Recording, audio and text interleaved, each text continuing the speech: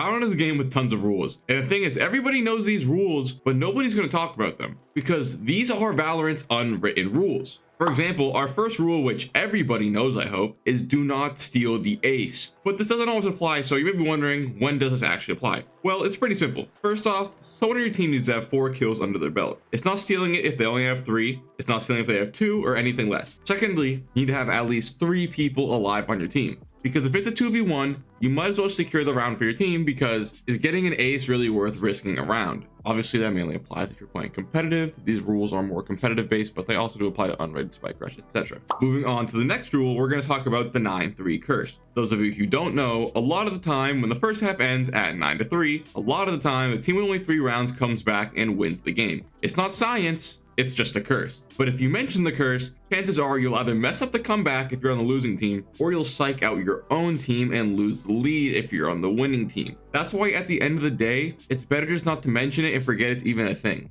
Because let's be honest, it's just superstition and it doesn't really matter half the time. I've won my fair share of 9-3s, I've lost my fair share of 9-3s. It's really just a silly thing people came up with when the game started, and to be honest, it does happen, but you know. Unwritten rule number 3 only applies to people that are playing in 2 or 3 stacks, so that's already half the community gone, including me. So the cute demons, make sure you like this video. If you're playing with people and you're going to insta-lock, coordinate with your stack, because you are not allowed to have your whole stack insta-lock duelist, or even have 2 of you insta-lock duelist. It's not allowed. And you may think that's stupid, but here's the reason. Since you're going to have the best comms in the game, it's best to only have one of you on duelist at most, because you're going to need someone on a support role. Because now you'll have more control over your smokes than if you had someone random doing it. And goes for initiator, obviously. You want to take advantage of the fact that you can communicate the most out of any people and have the best chemistry. Because if you're both on duelist, how are you going to be able to talk to your smokes who's not talking the entire game? You're going to lose the game because you have no smokes. But if one of you decided to go smokes and take that for the team, your smokes are going to be pristine that game, and it's not going to be anything that you find wrong. Now, those were just the first 3 tips of the video, and obviously I started off pretty broad and with easy knowledge to start the video off. As we get further, these are going to get a little bit deeper, a little bit less common knowledge. If you didn't know any of these unwritten rules, or if you do any of these unwritten rules, make sure you subscribe. And while you're down there, maybe comment some of your own unwritten rules of Valorant and see if anyone agrees with you. Moving to rule number 4, let's just say you won a round. The enemy team had someone playing with an op and you killed them because you won. Now, before you just teabag that body and let the round end, ask your team if anybody wants the op. This is a must. You always need to do it. Me as an opper, I get pressed if no one picks up the op. But you don't just pick it up to pick it up. You need to ask first. A lot of the time people want it, especially if you're on attack, because you don't want to buy the op because that'd be messed up. You're on attack, but you're allowed to pick up an op on attack.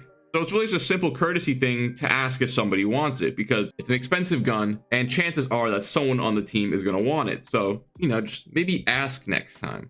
And now, although you may not have the money to buy an op, you start every half with 800 credits. So there's absolutely zero reason you should not be buying on the pistol round. This is obviously our next rule. The only time that I can accept a no buy is if you're Jett triple saving for an operator. But aside from that, it's always best to buy at least some utility. And even if you are saving for the op on Jett, you can still get away with buying something on the first round because it ups your chances of getting kills, which means it ups your chances of going even on that. But again, that's only for Jett. This is nor here nor there. But on anyone else, you need to make sure you're buying utility. This round is one of the most crucial rounds in the game, and it sets up the pacing for the rest of the half. I've seen a stat, don't know how true it is, that if you win both pistols, you're like 70% likely to win the game. If you win one, you still have like a good 50% chance. I don't know, some high number, something that should make you want to win your pistols. And if you want to win those, don't be a dummy. Use the credit the game gives you. It's not like saving is going to get you a better SMG at next round. You're getting an SMG no matter what, unless if you lose. And you probably lost because you didn't buy armor or utility or a pistol.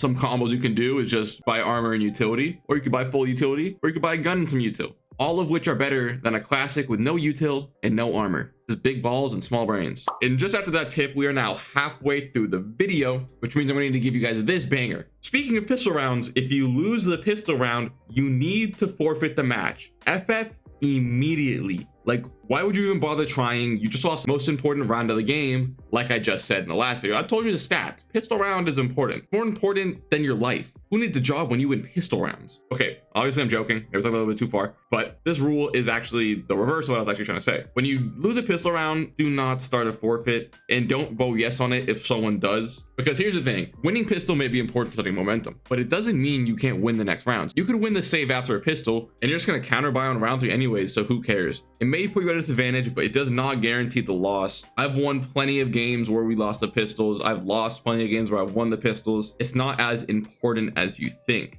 If you start the vote, you're just going to ruin the mental more than losing pistol already did for your team. And if you vote yes with the rest of your team and FF on the second round of the game, you're going to get a 0 to 13 loss and get the maximum loss you could have gotten. Because you might as well try to get some rounds so that if you lose less RR. Hey, maybe you end up winning the game. You probably will because you're goated. You watch Fyno, you know what to do, and you hit that subscribe button. Don't give up. Every match is winnable. Next, this one every decent person knows already, but in case you didn't know, this is a very important rule, and if you do this, you are probably a bad person or just oblivious. Regardless, do not third lock duelist. While you may win some games with 3, 4, or 5 duelists, we all know it's not optimal and it's the scariest games to play. It's just kind of common sense. You don't need more than 2. You can get away with 1 most of the time. No matter how bad you want to play duelist, you can always wait another game. And if you really can't wait and you need to play duelist right now, like it's your life depending on you and practicing your moment to play duelist, just dodge. You can lock in soon in the next game. Just have some courtesy for other people and don't only think about yourself. Valorant's a team game. Goes the same with FF. Think about other people. Goes the same as dropping people ops. Think about other people. It's all about being nice. And now rule 8, which is the one we're on now, is probably the most important one on the list. This one is that when someone says to knife fight, maybe because they have like 2 levers and they're giving up on the match, or maybe they're just really bad and losing 0-12. If you agreed to the knife fight, which you don't have to, but if you and your team all verbally agree to the knife fight and they do back, or not verbally, you can't talk to the team, you know, text chat, do not back out of it. This also applies, by the way, if you're in a 1v1 and you with a whole mag, they with a whole mag, and then one of you pulls out your knife. It's common courtesy to pull out your knife and go for the knife fight, but